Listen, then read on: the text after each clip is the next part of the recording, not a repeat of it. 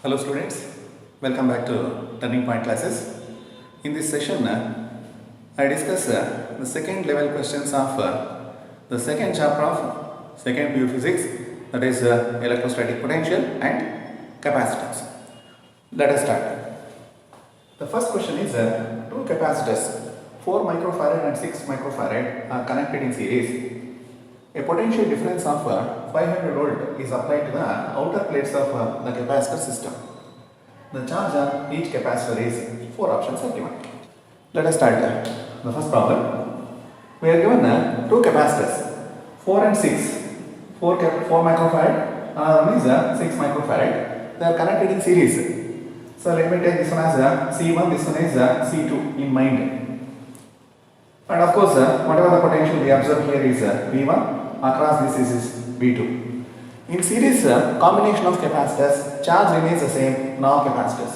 So therefore, we can write Q is equal to C1 V1, that is also equal to C2 V2. Now between the outer plates, a potential difference of 500 volt is applied. That means it is just connected to a battery of 500 volt. So just as good as connecting this to a battery of 500 volt. That's all it is. Once we have Q is equal to C1 V1, that is equal to C2 V2, find out what is V1 by V2.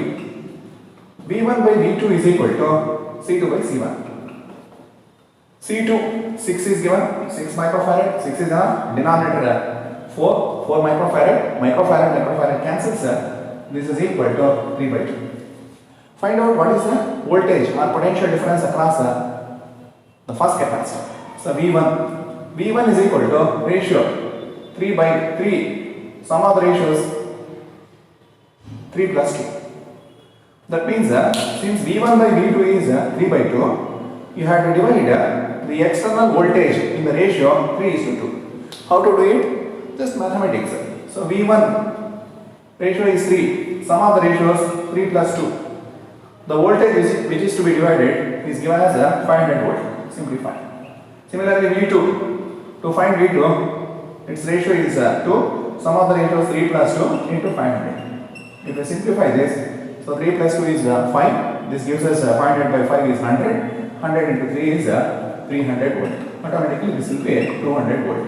Sum of these two is simply equal to 500 volt. Now we can find charge Q. Q is equal to, you take any one of the equations, either C1 V1 or C2 V2. In both the cases, you get the same answer. C1 is here C1 is given as 4 micro 10 power minus 6. V1 is obtained as 300. Simplify. 300 into 4, 1200. 10 power minus 6 is micro. So this option is there in C. C is the answer for this one. Let me come to the next question.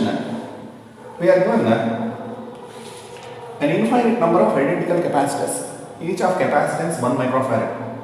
They are connected the way it is given in the diagram. So if you observe the circuit diagram, here we have one capacitor, here we have two capacitors in series, here 4 capacitors are connected in series. In the next row, there are 8 capacitors connected in series. There are 16 capacitors connected in series. Just you recall when n identical capacitors, each of capacitance C are connected in series, the effective capacitance is given by C subscript S is equal to C by n. This we should remember. So n identical capacitors. This is the net capacity of n capacitors connected in series. Net capacity of n capacitors connected in series. If I recall this, of course C is the capacitance of each capacitor. Then I can find out what is the capacitance, net capacitance in the second row, net capacitance in the third row, net capacitance in the fourth row, fifth row, etc. Now all these rows are in parallel. So in parallel combination, capacitance is given by sum of the capacities of each row. So capacity of this row, capacitance of the second row, third row capacitance, fourth row, fifth row, etc. So that means the net capacitance is required for us. Net capacitance or equivalent capacitance. I put it as a C. C is equal to, what is the capacitance in the first row? First row, I am given only one capacitor whose capacitance is 1 microfarad. In the second row, I am given two capacitors. Capacitance of this row, because there are two capacitors, its capacitance is two capacitors connected in series. Capacitance making use of this equation, C is nothing but 1. There are two capacitors, so 1 by 2. Next, third row, there are four capacitors. Net capacitance of this row is, again go to this equation, C is the capacity of each capacitor, 1 divided by 4. The next one is 8 capacitor, that becomes 1 by 8. The next one is 1 by 16, as given in the problem, it goes up to infinity. Simplify this. There is 1 plus 1 by 2 plus 1 by 2 square plus 1 by 2 cube, that is plus 1 by 2 power 4 up to infinity. So this is in GP, geometric progression. Geometric progression, we learnt sum to infinity, S subscript infinity, infinite, A divided by 1 minus R. This is a simple formula what we have. So A is nothing but first term. R is nothing but common ratio. So common ratio, let us find common ratio. R, common ratio definition, any term divided by preceding term. So any term divided by preceding term, half divided by 1, that is equal to half. I can take even this also, 1 by 2 square divided by 1 by 2, that also gives us the same value. And A is nothing but the first term is 1. Use this one. So therefore, S infinity, sum to infinity will give us a net capacitance C, that is equal to A first term divided by 1 minus formula R. R is nothing but half. So 1 minus half is nothing but 1 by 2. This is 2 microfarad as the answer for this question, which is available in option B. Coming back to the next question, two capacitors C1 and C2 are connected as shown in the figure. The potential at point A is given as V1 and that at B is V2. What is the potential at D?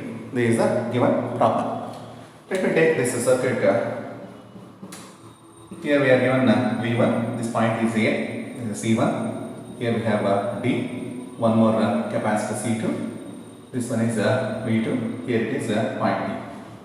Let me take the potential at point D is V. These two capacitors are connected in series. So therefore, the charge on both the capacitors remains the same. So we can write charge Q is equal to C1 V1, that is equal to C2 V2. Of course, V1 stands for potential difference across the plates of capacitor. V2 is also potential difference across the plates of capacitor. Now we will write C1. What is the potential difference across C1? Potential difference is equal to difference in potentials. Let me take V1 is at higher potential, V is at lower potential. Then potential difference is V1 minus V, C1 V1 minus V. This is equal to C2, potential difference across C2, V is at higher potential compared to V2, so therefore the potential difference will be V minus V2, V minus V2. Simplify this. So if you open the brackets, C1 V1 minus C1 V, that is equal to C2 V minus C2 V2. Now transfer this one to right side, bring this one to left side. So we get C1 V1 here, left hand side already we have C1 V1. This one joins with positive sign C2 V2. Right side, when you transfer this to right side, C2 V plus C1 V will be there. Take V common, C1 plus C2. Now I want only V. So V is equal to, transfer this to denominator, C1 V1 plus C2 V2 divided by C1 plus C2. So this is available in the option C. C is the answer for this question.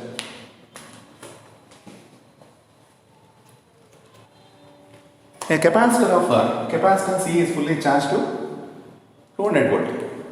It is then discharged through a small coil of resistance wire embedded in a thermally insulated block of specific resistance 2.5 into 10 power 2 joule per kg per Kelvin and of mass 0.1 kg.